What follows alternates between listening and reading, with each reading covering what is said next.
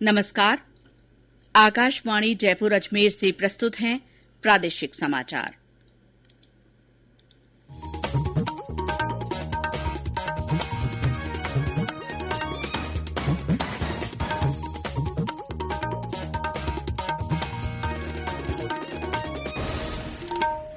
मुख्य समाचार। प्रधानमंत्री नरेंद्र मोदी ने कोविड टीकाकरण बढ़ाने के लिए नए तरीके अपनाने पर जोर दिया। प्रदेश में डेंगू के बढ़ते मामलों को देखते हुए केंद्रीय टीम करेगी दौरा। मुख्यमंत्री अशोक गहलोत ने भी डेंगू और अन्य मौसमी बीमारियों की स्थिति की समीक्षा की। केंद्रीय रसायन और उर्वरक मंत्री मनसुख मांडविया ने कहा, देश में उर्वरकों की उपलब्धता मांग से अधिक।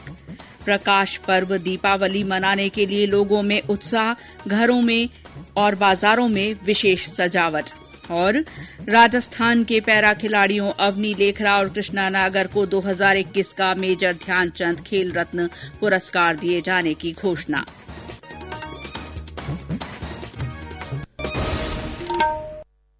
समाचारों के साथ मैं शीला चावला। देश ने कोविड टीकाकरण अभियान के अंतर्गत 100 करोड़ से ज्यादा टीके लगाकर इतिहास रच दिया है। इस महत्वपूर्ण काम में योगदान देने वाले चिकित्सकों, नर्सों और अन्य स्वास्थ्य कर्मियों का आकाशवाणी अभिनंदन करता है। इसके साथ ही हम आपको सतर्क भी करना चाहते हैं कि कोविड अभी खत्म नहीं हुआ है।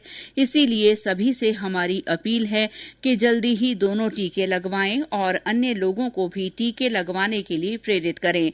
त्योहारों के समय इन 3 आसान उपायों का पालन अवश्य करें। मास्क लगाएं, 2 गज की सुरक्षित दूरी बनाए रखें, हाथ और चेहरा साफ रखें। कोविड से संबंधित किसी भी जानकारी और मार्गदर्शन के लिए राष्ट्रीय हेल्पलाइन नंबर 1075 पर संपर्क करें। और अब समाचार विस्तार से। प्रधानमंत्री नरेंद्र मोदी ने कोविड टीकाकरण के कम कवरेज वाले जिलों में टीकाकरण बढ़ाने के लिए नए तरीके अपनाने की आवश्यकता पर जोर दिया है। आज वीडियो कॉन्फ्रेंस के माध्यम से कम टीकाकरण कवरेज वाले जिलों के अधिकारियों के साथ समीक्षा बैठक में उन्होंने कहा कि सरकार 100% टीकाकरण का लक्ष्य हासिल करने के लिए हर घर दस्तक अभियान पर ध्यान केंद्रित कर रही है। प्रधानमंत्री ने कहा कि जिन जिलों में 50% से कम लोगों को टीके लगे हैं, वहां लोगों को जागरूक बनाने पर विशेष ध्यान दिया जाना चाहिए। श्री मोदी ने जागरूकता अभियान में धर्मगुरुओं का सहयोग लेने पर भी जोर दिया। श्री मोदी ने कहा कि टीकाकरण अभियान में राज्य राष्ट्रीय कैडेट कोर और राष्ट्रीय सेवा योजना के कैडेटों की मदद भी ली जा सकती है। श्री मोदी ने कहा कि जो लोग टीके लगवा चुके हैं, वो अन्य लोगों को भी टीका लगवाने के लिए प्रेरित करें। आज देश के भी जो लोग मुझे सुन रहे हैं, मैं आपसे कहता हूं, आप भी आगे आइए। आपने टीका लगवाया, अच्छी बात है, लेकिन आप औरों को टीका लगाने के लिए मेहनत कीजिए। ये मानवता का काम है, मां भारती की सेवा का काम है। हम कोई कोताही न बरतें। हमारी दिवाली उन संकल्पों की दिवाली बने। आजादी के 75 साल हम मनाने जा रहे हैं। ये आजादी के 75 साल खुशियों से भरे हो, इसके लिए बहुत कम समय में मेहनत करने की है। मेरा आप सब पर भरोसा है, आप जैसी यंग टीम पर मेरा भरोसा है। राष्ट्रव्यापी टीकाकरण अभियान के अंतर्गत अब तक 107 करोड़ 60 लाख से अधिक कोविड टीके लगाए गए हैं। कोविन पोर्टल के अनुसार आज 28 लाख से ज्यादा टीके लगाए गए। प्रदेश में 82.7% लक्षित समूह को कोविड का पहला टीका लगाया जा चुका है, जबकि 47.5% लोगों को दोनों टीके लगाए जा चुके हैं। प्रतापगढ़ में 100% पात्र लोगों का टीकाकरण हो चुका है। अजमेर, झुंझुनू, हनुमानगढ़, जयपुर तथा सीकर जिलों में भी 90% से ज्यादा लोगों को पहला टीका लगाया जा चुका है। राज्य में 6 करोड़ 29 लाख 61 हजार से ज्यादा टीके लगाए जा चुके हैं।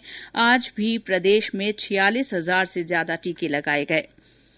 देश में पिछले 24 घंटों में कोविड के 11,903 नए मामलों की पुष्टि हुई।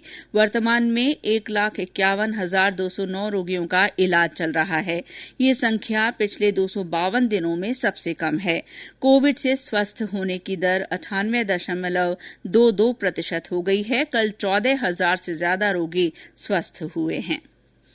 कोविड संबंधी राष्ट्रीय हेल्पलाइन नंबर हमारी वेबसाइट newsonair.gov.in पर उपलब्ध हैं। केंद्र सरकार ने डेंगू के नियंत्रण और प्रबंधन के लिए राजस्थान समेत उन 9 राज्यों और केंद्र शासित प्रदेशों के लिए उच्च स्तरीय टीमें रवाना की हैं जहां डेंगू के मामलों में बढ़ोतरी हुई है। ये राज्य और केंद्र शासित प्रदेश हैं हरियाणा, केरल, पंजाब, राजस्थान, तमिलनाडु, उत्तर प्रदेश, उत्तराखंड, दिल्ली और जम्मू कश्मीर। इन टीमों में राष्ट्रीय वेक्टर जनित रोग नियंत्रण कार्यक्रम और राष्ट्रीय रोग नियंत्रण केंद्र के विशेषज्ञ शामिल हैं। स्वास्थ्य मंत्रालय ने एक बयान में कहा है कि देश में अब तक 1,16,000 से ज्यादा डेंगू के मामले सामने आए हैं। मुख्यमंत्री अशोक गहलोत ने आज वीडियो कॉन्फ्रेंस के माध्यम से डेंगू और अन्य मौसमी बीमारियों की स्थिति की समीक्षा की। इस समीक्षा बैठक में वरिष्ठ चिकित्सक, स्वास्थ्य विभाग, नगरीय विकास तथा महिला और बाल विकास के अधिकारियों के अलावा जिला प्रशासन के अधिकारी भी जुड़े। बैठक में चिकित्सा विभाग के अधिकारियों ने बताया कि प्रदेश में अब तक डेंगू के 11,000 से ज्यादा मामले सामने आ चुके हैं। जयपुर में डेंगू का सबसे ज्यादा असर है। यहां अब तक 2,000 से ज्यादा मामले रिपोर्ट हुए हैं। इसके अलावा कोटा, झालावाड़, जोधपुर, करौली, अलवर और धौलपुर जिले भी ज्यादा प्रभावित हैं। 26,000 से ज्यादा टीमें मरीजों की स्क्रीनिंग और मच्छरों के लार्वा खत्म करने का काम कर रही हैं। सवाई मानसिंह मेडिकल कॉलेज के प्राचार्य डॉक्टर सुधीर भंडारी ने बैठक में बताया कि इस बार डेंगू बुखार के ज्यादा मामले डेन 2 और डेन 3 वेरिएंट के हैं जो ज्यादा घातक हैं। ये लिवर और फेफड़ों पर भी असर डाल रहा है। ये फीमेल एडिस इजिप्टाई नामक मच्छर के काटने से फैलता है। डेंगू मॉस्किटो का एक करैक्टर ये होता है कि ये फ्रेश पानी में पाया जाता है। ये जमीन से 10-12 इंच में घूमता रहता है। अतः स्पेशली जो बच्चे और एडल्ट्स हैं, अगर वो पूरे कपड़े पहन के घूमें और पानी का संक्रमण और कलेक्शन नहीं होने दे, जैसा कि बहुत प्रोएक्टिवली प्रिवेंशन के बारे में किया जा रहा है। डेंगू फीवर के जो लक्षण हैं, कोई भी बुखार हो जिसके लक्षण इस तरह के हो जैसे तेज बुखार हो, सिर दर्द हो, आंखों के पीछे दर्द हो, मांसपेशियों में दर्द हो, शरीर पर लाल दाने हो, ब्लीडिंग के लक्षण हो और बुखार सामान्यतः 2 से 7 दिन तक होता है। हमें इसको डेंगू लाइक इलनेस समझ के एग्रेसिवली ट्रीट करना है। बैठक में नगरीय विकास मंत्री शांति धारीवाल ने कहा कि नगरीय इकाइयों द्वारा कच्ची बस्तियों तथा ज्यादा जोखिम वाले स्थानों पर फॉगिंग करवाई जा रही है। मुख्यमंत्री अशोक गहलोत ने स्वास्थ्य विभाग के अधिकारियों को कहा कि विभाग को आंकड़े छुपाने नहीं चाहिए। यदि सही आंकड़े आएंगे तो उसका प्रबंधन सही हो पाएगा और ठीक नीतियां बनेंगी। मुख्यमंत्री ने कहा कि लोग डेंगू को गंभीरता से लें और बुखार होने पर तुरंत डॉक्टर को दिखाएं। मैं समझता हूँ पब्लिक जो सुन रही है वो आगे जाके भी बात करेगी कि क्या गंभीरता है, किस रूप में हमें समय पर अस्पताल जाना है, इलाज करवाना है और डेंगू की जो प्रॉब्लम आई है उसको रोकने में हम लोग कामयाब हो पाएंगे। मुझे विश्वास है कि तमाम मौसमी बीमारियों का धीरे धीरे अंत होगा। तो ये ऐसे प्रोग्राम करने का मकसद ही है कि अवेयरनेस और जागरूकता, अलर्टनेस विभागों के अंदर भी, अधिकारियों में भी, जनता में भी समय बनी रहे, राजस्थान को बचा सके। ये समाचार आकाशवाणी जयपुर अजमेर से प्रसारित किए जा रहे हैं। समाचार अभी और भी हैं, लेकिन पहले ये संदेश। चलो मिलकर एक शुरुआत करें, चलो एक फैसला आज करें, मास्क नहीं तो टोकेंगे, कोरोना को रोकेंगे, चलो एक इरादा करते हैं, चलो कुछ वादा करते हैं, मास्क नहीं तो टोकेंगे, कोरोना को रोकेंगे। समाचारों में आपका फिर स्वागत है। केंद्रीय रसायन और उर्वरक मंत्री मनसुख मांडविया ने कहा है कि यूरिया और डीएपी जैसे उर्वरकों की पर्याप्त मात्रा में आपूर्ति होगी। उन्होंने नवंबर के लिए उर्वरकों की उपलब्धता की अधिकारियों के साथ समीक्षा की। श्री मांडविया ने कहा कि उर्वरकों की उपलब्धता राज्यों और केंद्र शासित प्रदेशों की मांग से अधिक रहेगी। उन्होंने कहा कि 41 लाख मीट्रिक टन की मांग के जवाब में 76 लाख मीट्रिक टन यूरिया उपलब्ध कराया जाएगा। इसी तरह 17 लाख मीट्रिक टन की अनुमानित मांग के मुकाबले 18 लाख मीट्रिक टन डीएपी उपलब्ध करवाया जाएगा। 5 दिवसीय दीपोत्सव के तहत आज छोटी दीपावली मनाई जा रही है। सभी जगह इस पर्व का उल्लास नजर आ रहा है। आज का दिन रूप चतुर्दशी के तौर पर भी मनाया जाता है। ये दिन महिलाओं के श्रृंगार के लिए जाना जाता है। दीपावली का पर्व कल मनाया जाएगा। कल धन की देवी लक्ष्मी की पूजा अर्चना की जाएगी। इसके लिए लोगों ने अपने घरों और प्रतिष्ठानों को सुरुचिपूर्ण ढंग से सजाया है। बाजारों में रंग बिरंगी रोशनी की सजावट को देखने के लिए लोग पहुंच रहे हैं। खरीदारी के लिए भी लोगों की भीड़ बनी हुई है।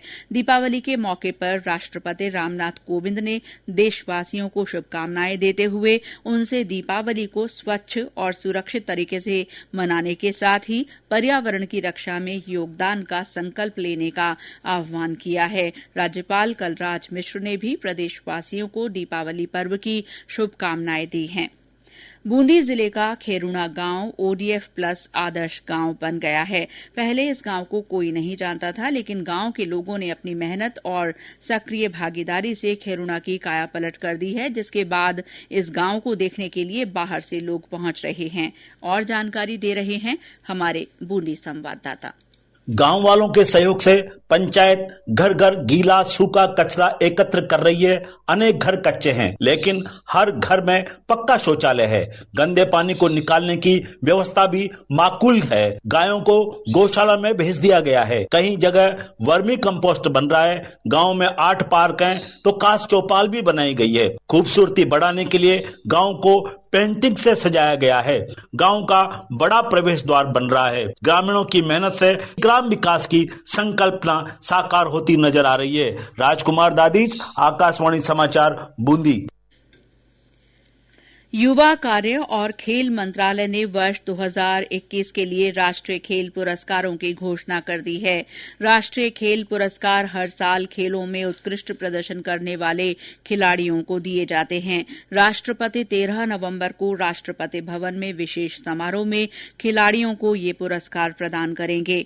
इस साल 12 खिलाड़ियों को देश के खेलों के सबसे बड़े पुरस्कार मेजर ध्यानचंद खेल रत्न पुरस्कार के लिए चुना गया है। इनमें टोक्यो ओलंपिक में स्वर्ण पदक जीतने वाले राजस्थान के 2 खिलाड़ियों पैरा शूटर अवनी लेखरा और पैरा बैडमिंटन खिलाड़ी कृष्णा नागर भी शामिल हैं। केंद्रीय प्रत्यक्ष कर बोर्ड सीबीडीटी ने इस साल 1 अप्रैल से लेकर 1 नवंबर के बीच 91 लाख आयकरदाताओं के बीच 1,12,000 करोड़ रुपए से अधिक का रिफंड जारी किया है। एक ट्वीट के माध्यम से जानकारी देते हुए आयकर विभाग ने कहा कि 1,75,000 मामलों में 78,942 करोड़ रुपए निगमित कर रिफंड जारी किए गए हैं। और अंत में मुख्य समाचार एक बार फिर। प्रधानमंत्री नरेंद्र मोदी ने कोविड टीकाकरण बढ़ाने के लिए नए तरीके अपनाने पर जोर दिया है। प्रदेश में डेंगू के बढ़ते मामलों को देखते हुए केंद्रीय टीम दौरा करेगी। मुख्यमंत्री अशोक गहलोत ने भी डेंगू और अन्य मौसमी बीमारियों की स्थिति की समीक्षा की है। केंद्रीय रसायन और उर्वरक मंत्री मनसुख मांडविया ने कहा है कि देश में उर्वरकों की उपलब्धता मांग से अधिक है। प्रकाश पर्व दीपावली मनाने के लिए लोगों में खासा उत्साह बना हुआ है। घरों और बाजारों में विशेष सजावट की गई है। और राजस्थान के पैरा खिलाड़ियों अवनी लेखरा और कृष्णा नागर को 2021 का मेजर ध्यानचंद खेल रत्न पुरस्कार दिए जाने की घोषणा की गई है। इसी के साथ प्रादेशिक समाचार बुलेटिन समाप्त हुआ। नमस्कार।